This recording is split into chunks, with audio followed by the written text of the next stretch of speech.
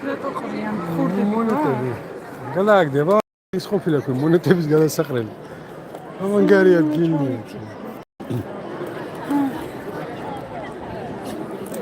ერთჩინეთ.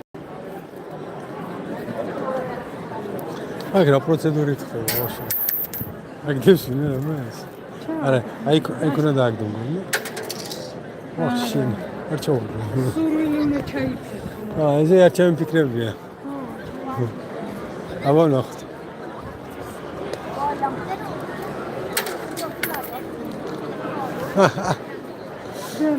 კარიზი დადგილსაც მონეტებს ყრია.